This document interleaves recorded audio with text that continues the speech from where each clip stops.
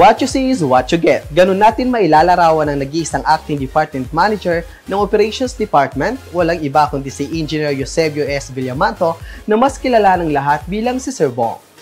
Simple, magaling at mabait at isang mahusay na leader. Ilan lamang yan sa mga pagpapatunay mula sa kanyang mga katrabaho, kaibigan at ng mga taong nakakakilala sa kanya.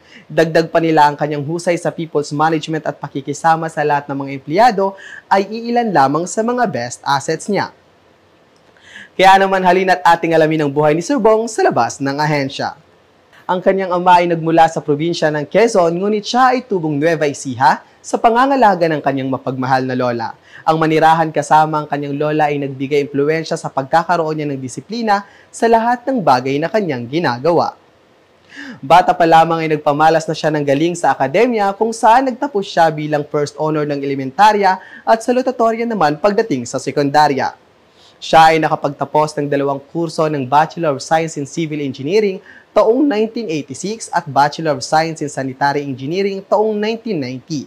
Matagumpay niya namang natapos ang kanyang Masters in Professional Studies, Major in Public Administration sa Cavite State University taong 2021. Isang mapagbigay na kuya sa kanyang nag-iisang babaeng kapatid at mabait ngunit mahigpit na tito sa kanyang 3 pamangkin. Alam niyo ba na ang pinakamalaking desisyon na ginawa niya sa buhay ay ang manatiling magtrabaho dito sa NIA sa kabila ng malaking oportunidad na naghihintay sa kanya sa Canada? At kahit pa siya ay nagtatrabaho sa ilalim ng special projects lamang ng NIA noon, ay buong puso niyang binigay ang dedikasyon at determinasyon sa kanyang trabaho. Ganon niya kamahal ang ating ahensya. Siya ang klase ng tao na malalim ang paniniwala sa mga salitang in God's perfect time.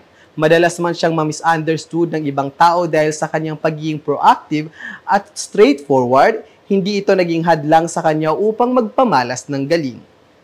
Kaya naman matapos ang ilang taong pagbibigay serbisyo para sa ahensya, siya ngayon ay tumatayong tatay o department manager ng Operations Department habang patuloy na hinihikayat ang kanyang mga kasamahan at iba pang tao na paunlarin ang kanilang sarili at magpamalas ng galing at dedikasyon sa kanilang trabaho.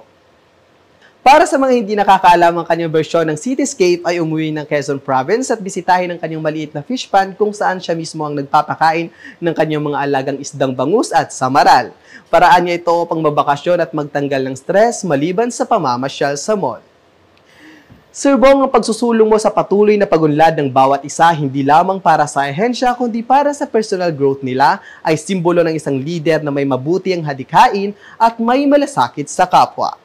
Mabuhay ka, Engineer Eusebio S. Villamanto, ikaw ang bida dito sa Spotlight.